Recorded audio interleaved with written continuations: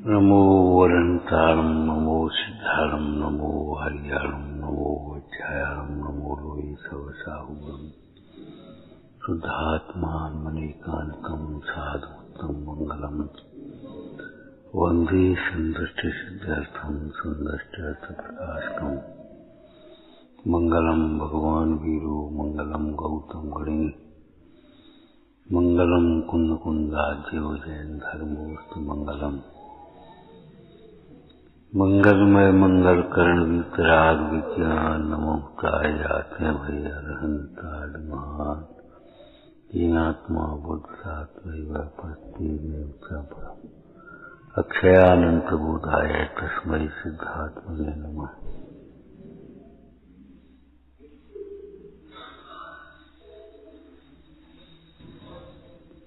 आचार्य पूज्यपाद स्वामी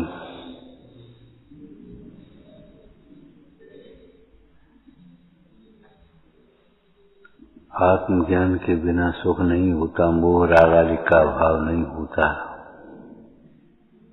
इसलिए आत्मज्ञान का उद्यम करना चाहिए। अगम अभ्यास करना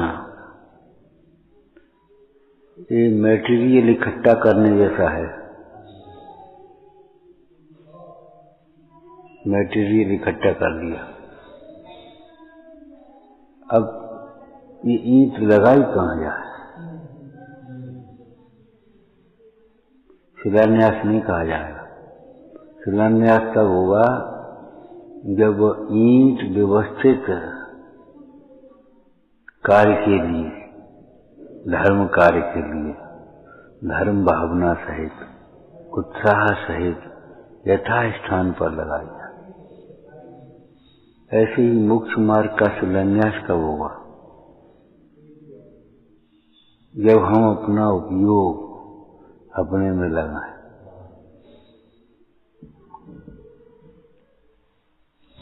अपना उपयोग जब तक अपने में नहीं लगाएंगे तब तक अपना स्वभाव कैसे समझ में आएगा?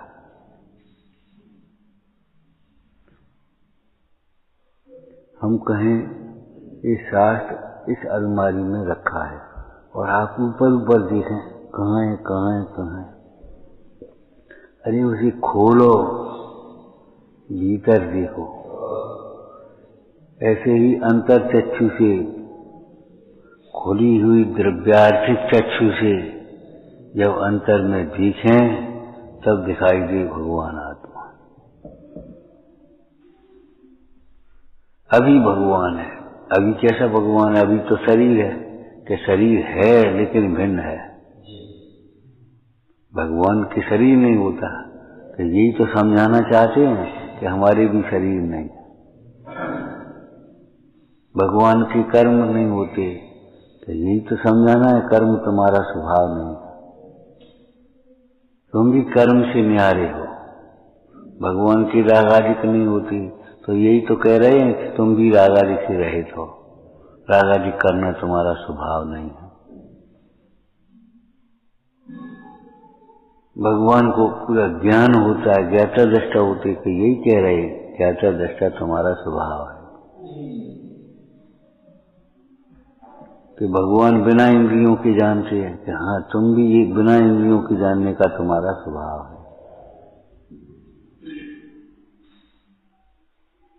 भगवान को देख करके सीखना है।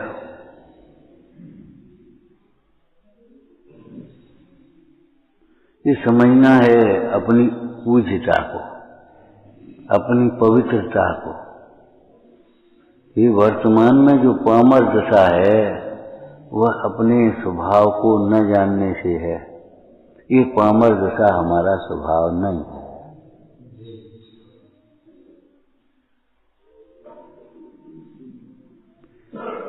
एक लौकिक बात समझो। आपसे पूछें आप दिगंबर हैं कि श्वेतांबर? आप दिगंबर हैं कि श्वेतांबर? कि हम दिगंबर हैं। कैसे दिगंबर? कपड़े तो पहने हो, कपड़े पहने हो फिर दिगंबर कैसे? कि हमारी श्रद्धा दिगंबरत्व में है। हमारी श्रद्धा दिगंबरत्व में है।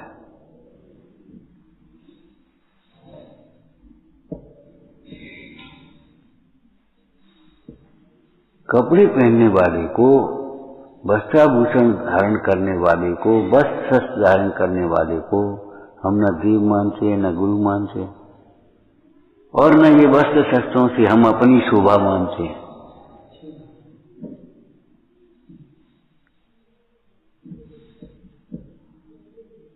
न इनसे कोई प्रतिष्ठा मानते हैं हम। अब तो पहने तो हो कि भैया पहनना अलग बात है, उसे अपना मानना अलग बात है, उसे उपादेय मानना अलग बात है, पहनना अलग बात है।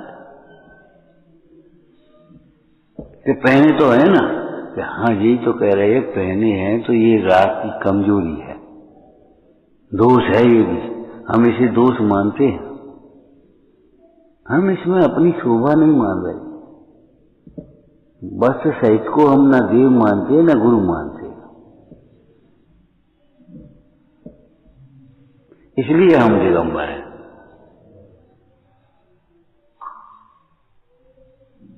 मतलब वस्त्र होने पर भी उन वस्त्रों को न हम अपना मानते हैं, न अपना स्वरूप मानते हैं, न वस्त्रों से कोई प्रतिष्ठा मान रहे। आज वस्त्रों पर कितना खर्च होने लगा, अनाप शनाप, अनाप शनाप। जो एक क्या कहें मर्यादा का एक बाहर की व्यवस्था थी श्रावक की, वह हमारी एक प्रतिष्ठा का चिन्ह हो गया। और प्रतिष्ठा का चिन्ह भी हो तो उसे अपनी प्रतिष्ठा के अनुकूल पहनो। हाँ, अगर प्रतिष्ठा का भी चिन्ह मानते हैं तो हम उसे अपनी प्रतिष्ठा के अनुकूल पहने, शील की मर्यादा के अनुकूल पहने। हमेशा ध्यान रखो, ये वस्त्र हमारे लिए हो तो हो, हम इन वस्त्रों के लिए नहीं। धन हमारे लिए हो तो हो, निश्चय में नहीं है, व्यवहार की बात कर रहे हैं, लेकिन हम इन धन के लिए हम नहीं हैं। ऐसा धन नहीं चाहिए हमको जो कि हमारी मर्यादा को भंग करे, धर्म को छुड़ाए हमारे।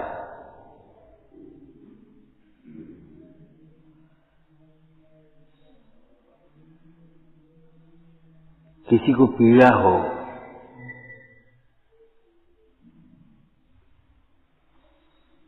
आत्मज्ञान के बिना मोह नहीं मिटता। मोह के दो भेद हैं, एक दर्शन मोह, एक चारित्र मोह। चारित्र मोह वर्तमान की दशा को बता है, और दर्शन मोह माने क्या है, वो भी है तो वर्तमान की, लेकिन उसमें उपादेयपना है। राग चारित्र मोह है, द्वेष चारित्र मोह है, लेकिन राग द्वेष में उपादेयपना, ये दर्शन मोह है। उपादेयपना कहो, इसको अच्छा मानना कहो, राग की पूर्ति में सुख मानना कहो, ये दर्शन मोह है। तिन्हीं को सेवत गिनत चैन, रागाज प्रकटिए दुख देन, तिन्हीं को सेवत गिनत चैन, आत्महित हित विराग ज्ञान, ते लखे आपको कष्ट ना। ये तो बहुत कष्ट, अरे कष्ट नहीं है, जिसमें आनंद है उसे हम कष्ट मान रहे हैं, और जिसमें कष्ट है उसे हम आनंद मान रहे हैं।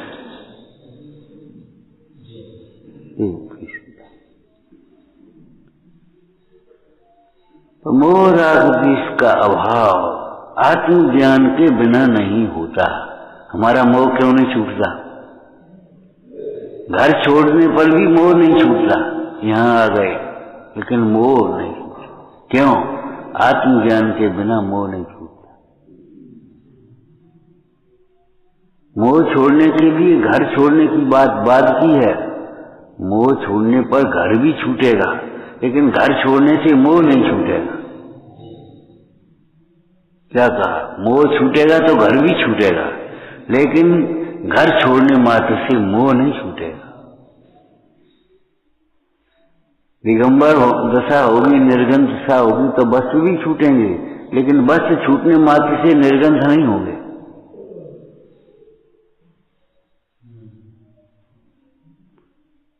निर्गंध तब हो पाएंगे जब उन वस्त्रों में उपादेयपना, शोभा मानना, उनको अपना मानना ये छूटेगा, माने मोह ग्रंथि छूटेगी।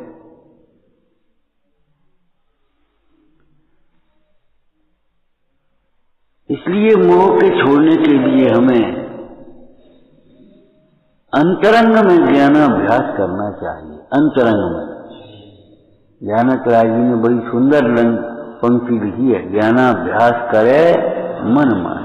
मन माए, मंदिर माई नहीं लिखा अकेला, मंदिर तो पाठशाला है, उसका प्रयोग तो आपको 24 घंटे करना। अभी क्षण ज्ञान उपयोग, संत निरंतर चिंतते हैं आत्म रूप अबाधित ज्ञान। ये साधना घंटे 2 घंटे की जाने वाली रूढ़ी की क्रिया नहीं है, ये निरंतर बरतने वाली भाव विशुद्धि है। घंटे 2 घंटे करोड़पति, ये थोड़ी है कि आज करोड़ आ गया, कल चला गया, वो चला गया कैशियर के पास। नहीं नहीं, वो करोड़पति के पास हमेशा करोड़ है।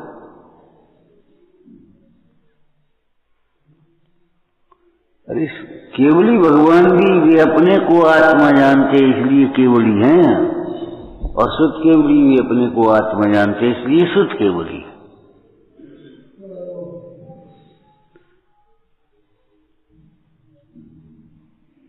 अब कोई आत्मज्ञान तो न करे और बाहर के ज्ञान में संतुष्ट हो जाए, बाहर के ज्ञान को ही बढ़ाता रहे, मोह का भाव तो नहीं होगा, उस ज्ञान का ही मद हो जाएगा। मैं बहुत जानती है, बहुत हमें ज्ञान है।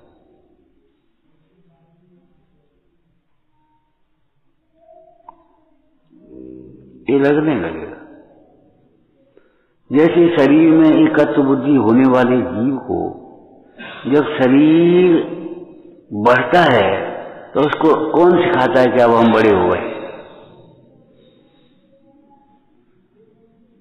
आपको किसने सिखाया कि हम युवा हो गए? किसने सिखाया कि हम वृद्ध हो गए, प्रौढ़ हो गए? ये कौन सिखा रहा बता? शरीर में एकत्व बुद्धि होने से शरीर बढ़ता है तो ये लगता है मैं बढ़ रहा। ये मोह का यही स्वरूप है। दृष्टांत दिया था ना, बच्चे की तबीयत खराब है और ये उदास बैठे, क्यों, क्या बात है? अरे बच्चे की तबीयत ठीक नहीं है। तो बच्चे की ठीक नहीं है, तुम क्यों उदास हो? कि यही तो बात है। व्यापार में नुकसान हो गया और तुम उदास बैठे हो, क्यों? वो इतना घाटा हो गया। व्यापार में लाभ हो गया और आप हर्षित हो रहे, अभी आ नहीं पाया कुछ, पेमेंट भी नहीं मिला अभी और हर्षित हो रहे, इतने बच गए। क्यों? संयोग दृष्टि से। देखो मोह की महिमा टोटरमल जी ने पूरे एक पेज में लिखी। जिस प्रकार अपने को शरीर मानता है और सारे के सारे संबंध शरीर से जोड़ता है, शरीर से भिन्न आत्मा का सेवन माने श्रद्धान, अनुभवन एक क्षण भी नहीं करता। एक क्षण भी ये नहीं सोचता ये हम नहीं है, ये हमारे नहीं है। हमारा लड़का, हमारी लड़की, हमारे घर, हमारी भाई, हमारे बहन, अरे हमारा, अरे ये कहो ये हमारे नहीं है।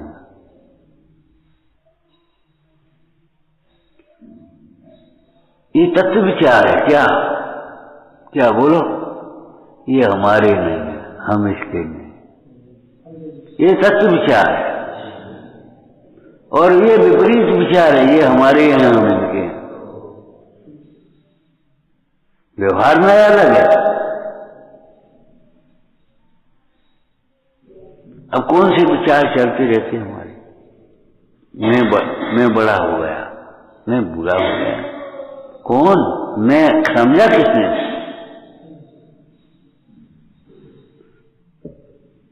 जो मैं है वह बुरा नहीं होता, बड़ा नहीं होता, छोटा नहीं होता। इन सारी उपाधियों से भिन्न है। काल कला संरहित प्रभु को नमन हमारो। काल कलासों रहित प्रभु को नमन हमारो। संपूर्ण कलाओं से रहित है ये।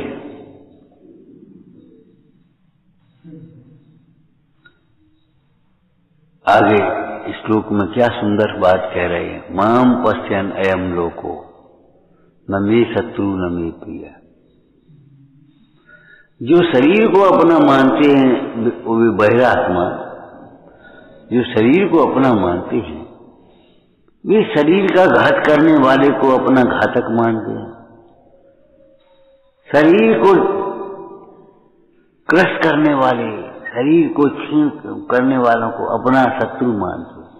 शरीर के कुल को, नाम को, जाति को अनादर करने वाले को अपना शत्रु मानते हैं। शावकाचार्य में लिखा है सामायिक के प्रसंग में,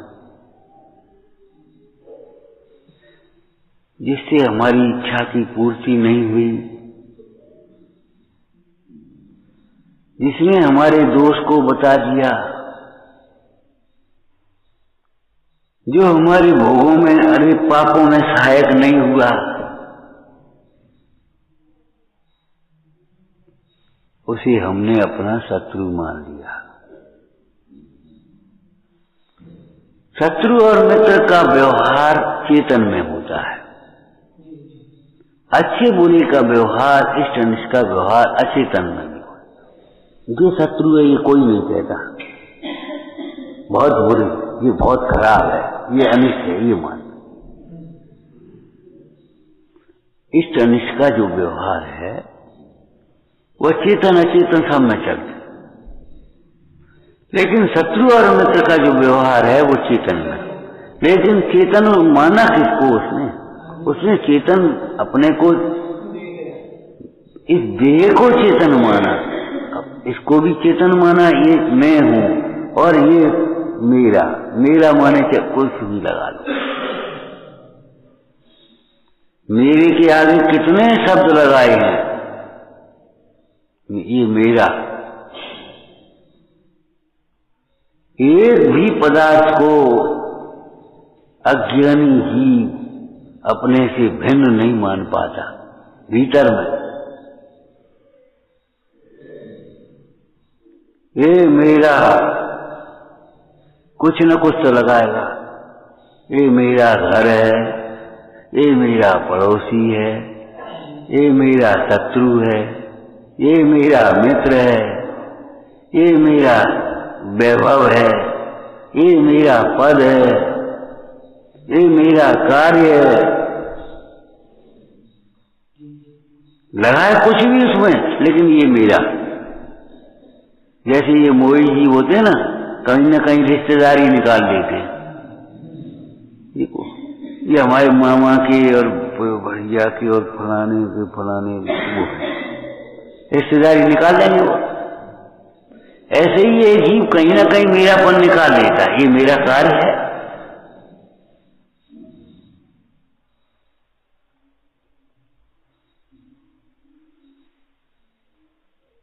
आज बहुत बुरा मौसम है, बुरा। आज बहुत अच्छा मौसम होगा। अच्छे और बुरे के बिना, मेरे के पने को जोड़े बिना ये जीव ने किसी को कुछ देखा ही नहीं।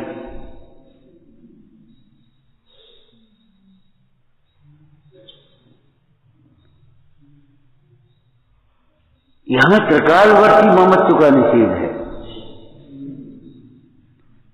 ये मेरा नहीं है, मैं इसका नहीं हूं, ये मेरा नहीं था, मैं इसका नहीं था, ये मेरा नहीं होगा, मैं इसका नहीं हूंगा। क्योंकि दो द्रव्यों में अत्यंता भाव की दीवार खड़ी है। अनेकांत अनेकांत स्वरूप से है पर से नहीं है, स्व से अस्ति पर से न अस्ति। जो पर को अपना मानता है वो अनेकांती नहीं हो सकता, ये समझ लेना। जो पर को अपना मानता है वो अनेकांती नहीं हो सकता।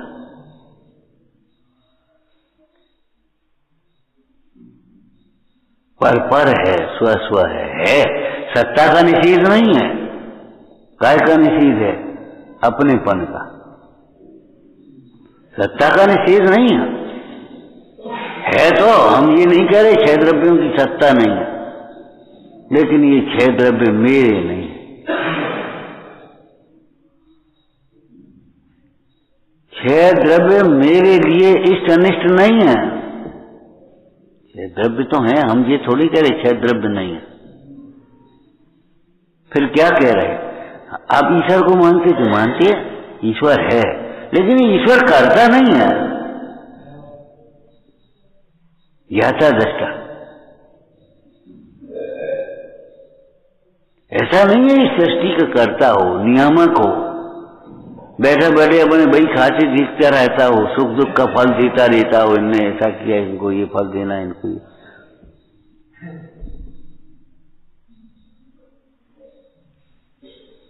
अपन डोरी खींच रहे और वो पंखा चल रहा है, ऐसा नहीं है। वो ऑटोमेटिक व्यवस्था अपने आप, वो अपनी है और ये अपने आराम से बैठा है।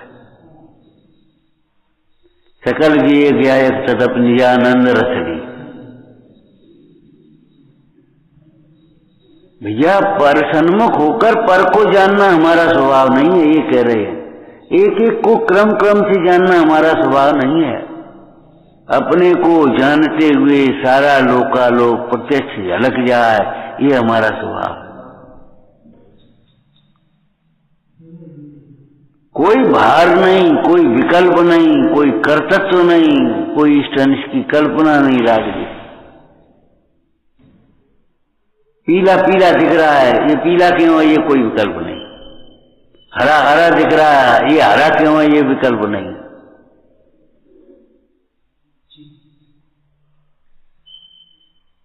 ये विकल्प जो होते हैं वो पर सन्मुख उपयोग वाले जीव को होते हैं।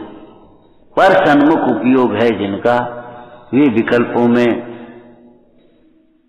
विकल्प परायण कौन होता है? विज्ञान घन स्वभाव से भ्रष्ट।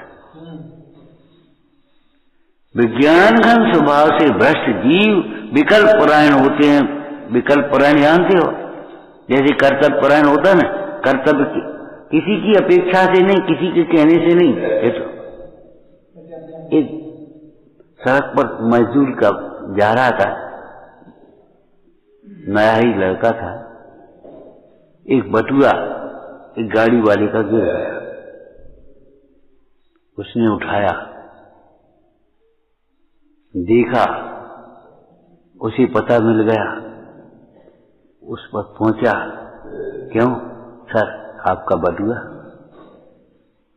उस बटुआ वाले ने देखे, नोट ज्यों के त्यों, अंगूठी ज्यों की त्यों, कार्ड ज्यों का त्यों। बिल्कुल सोचने लगा ऐसे भी लोग हैं। खुश हुआ, निकाले 2000 के नोट, उसको दिए, बेटे ले। नहीं, ये तो हमारा कर्तव्य है। कर्तव्य परायण माने बिना अपेक्षाओं के कर्तव्य, बिना प्रशंसा की चाह नहीं है।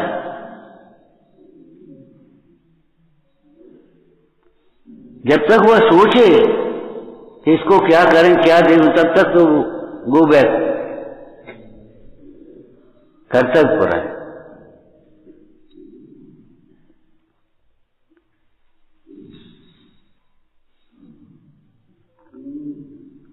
उस कर्तव्य का फल नहीं चाह रहा।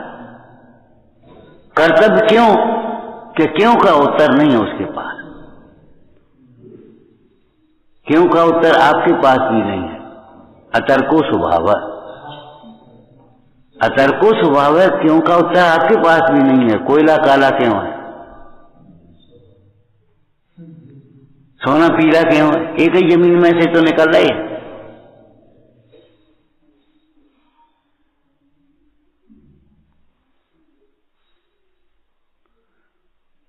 गन्ना मीठा क्यों है, मिर्ची तीखी क्यों है, नींबू खट्टा क्यों है कि है। आपको कहा था ना, स्वभाव में तर्क करने से काम नहीं चलेगा। स्वभाव को समझकर स्वीकार करो और उससे अपना काम निकालो।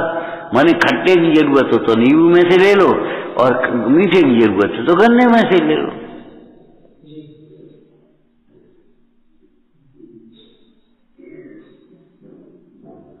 ऐसे ही आपको मोह करना है तो पर सन्मुख देखो, और मोह मिटाना है तो स्वसन्मुख देखो।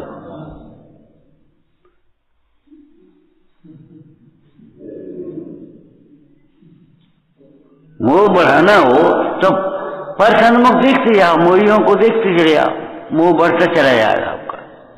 और अगर मोह घटाना है तो इन भगवंतों को देखो, मोह मिटाना है तो अपनी ओर देखो।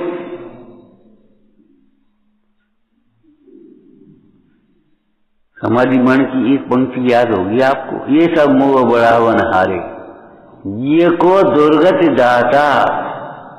ये सब मोह बढ़ावन हारे, ये को दुर्गति दाता। कुटुंब परिवार ये सब मोह को बढ़ाने वाला। अब अपने पंच परमेष्ठी भगवंतों को ले तो ये से मोह घटावन हारे, ये को शुभगति दाता। ये मोह घटावन हारे, ये को शुभगति दाता। और आत्मा को लेवे तो ये है मोह मिटावन हारा, जी को ध्रुव गति दाता।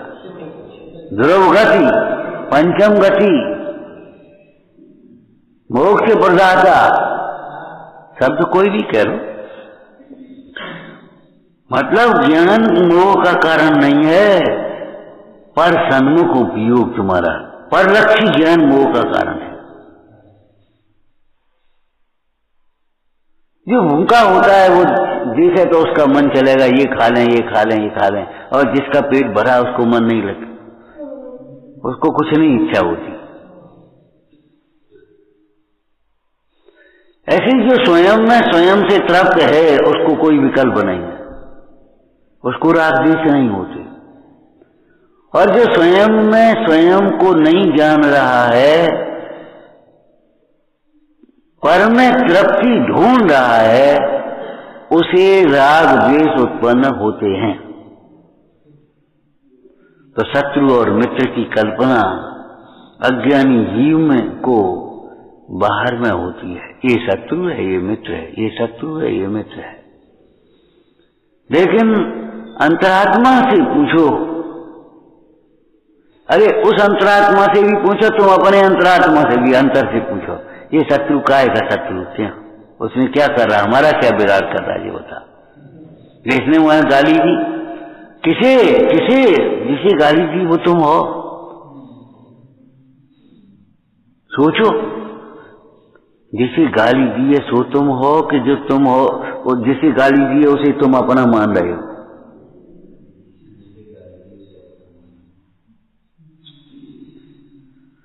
माम अपश्यन अयम लोको न मे शत्रु न मे प्रिय।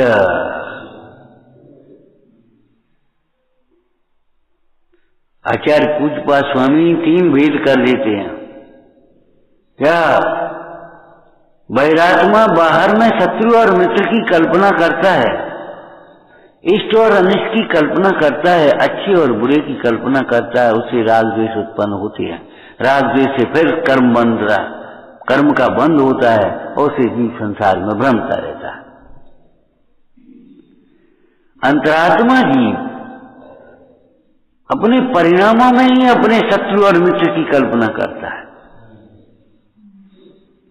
जिससे राग की पूर्ति नहीं होती वह शत्रु नहीं,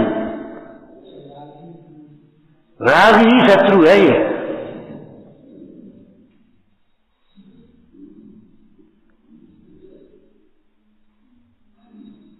और इसने किसको मान लिया?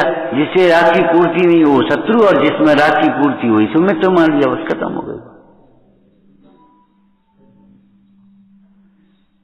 अंतरात्मा की शत्रु और मित्र की जो विभाजन है, विकल्प है, वह भीतर में चलता है। न सम्यक तो समम किंचित तय काले त्रिजगत्रपि श्रेयो श्रेयस्य मिथ्यात्व समम नान्यत तनोवृताम। इन प्राणियों का मिथ्यात्व के समान शत्रु नहीं और सम्यक के समान मित्र में। श्रेय और अश्रेय कह लो, कल्याण और अकल्याण। इस दर्शन मोह की प्रधानता से है, चारित्र मोह की प्रधानता से करें तो कैसे कहेंगे? इस जीव का राग के समान कोई शत्रु नहीं और वैराग के समान मित्र नहीं, द्वेष के समान मित्र नहीं, ये मत लगा देना। ध्यान रखना, राग का विरोधी दोस्त नहीं है। राग और द्वेष तो एक ही पार्टी के हैं।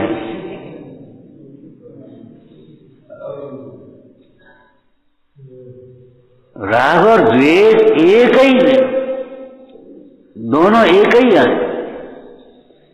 राग का विरोध विपक्ष कौन है?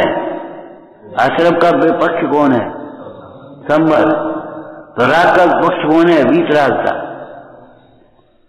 पंडित टोडरमल जी ने एक कथन लिखा, तो संसारी जीवों से उल्टी वृत्ति चाहिए मोक्ष मार्ग होने पर। क्या मतलब? कि संसारी जीव वहां राग द्वेष करते हैं, तो जहां राग करता है वहां तो ये द्वेष करना चाहिए, जहां द्वेष करती वहां राग करना चाहिए, ऐसा नहीं है क्या? जहां भी राग द्वेष करते हैं तो ये वितराग रहना चाहिए।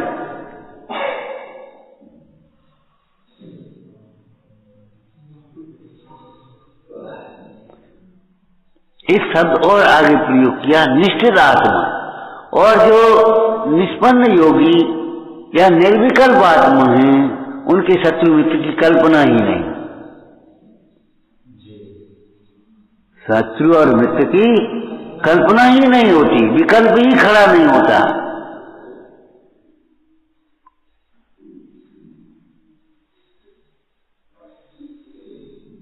त्याग में भी राग द्वेष होता है वैरात्मा को।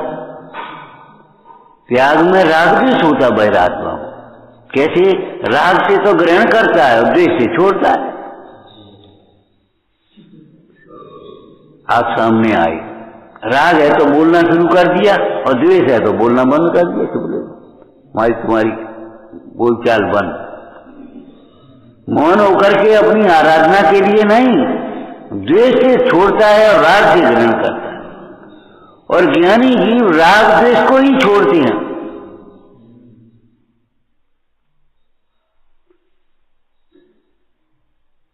और परम ज्ञानी कहें, निर्विकल्प कहें, वीतराग ज्ञानी कहें, तो वे क्या करते? वे अपने स्वभाव को ग्रहण करते हैं, राग द्वेष छूट जाते हैं, राग द्वेष को छोड़ने नहीं आते। अच्छा एक बात बताओ, यहां अंधेरा था, तुमने अंधेरा किसने भगाया? हाथ उठाए, उसका सम्मान करेंगे हम यहाँ अंधेरा उठाने। अंधेरा भगा दिया, बहुत अच्छा काम किया तुमने। अंधेरा किसने भगाया? अब तो बता दो भाई, सम्मान करेंगे हम कि अंधेरा किसी ने नहीं भगाया, लाइट खोल दी बस।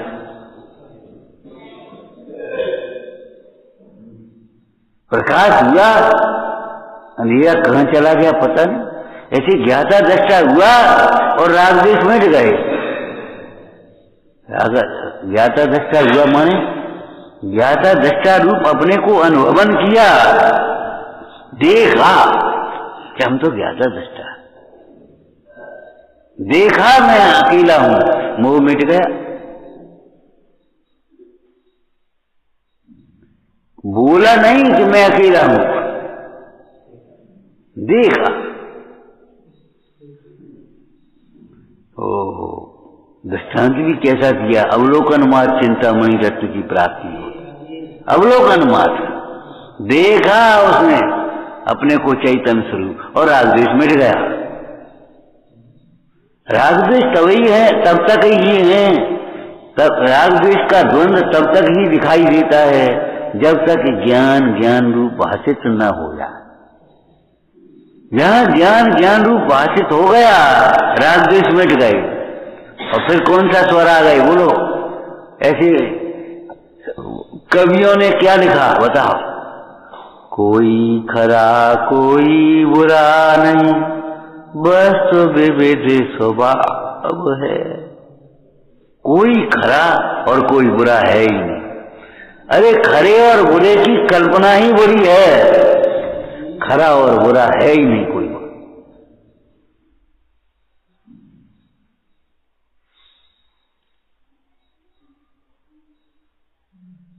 और नहीं तो सिद्ध करके बताओ। जो दुख का कारण है उसको बुरा कहते हो, तो इन्होंने क्या दुख दिया है, क्या बुरा किया बताओ? तुम अपने दुख को भूल गए। एक व्यक्ति एक रिपोर्ट लिखाने जावे तो भैया इसने हमारा धन चुरा लिया, बस इतना ही कहेंगे, इसने हमारा धन चुरा लिया। क्या चुरा लिया ये बताओ? अरे एक अंगूठी चली गई, एक हार चला गया, इतने नगदी रुपया चले गए, इतना बर्तन चले गए। अच्छा ठीक, कोई बात नहीं, तो बोली। और भी सारा का सारा धन उसी के घर में निकले तो वो रिपोर्ट झूठी की सच्ची?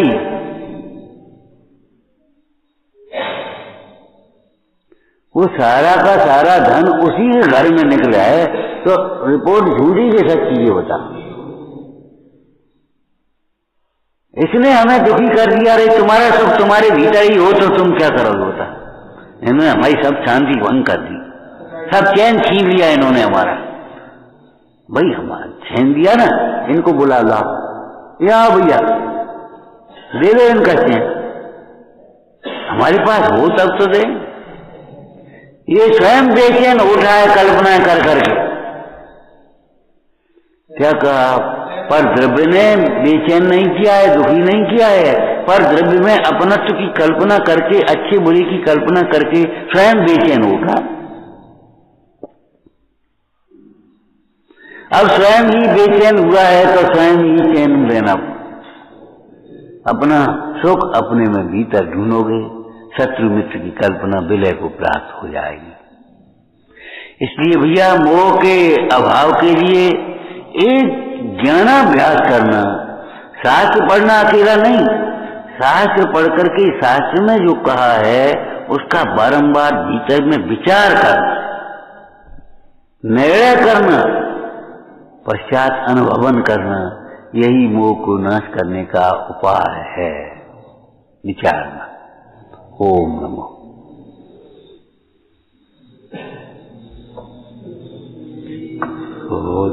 स्वरूपी अविनाशी मैं आत्मस्वरूप सच्चिदानंद स्वरूप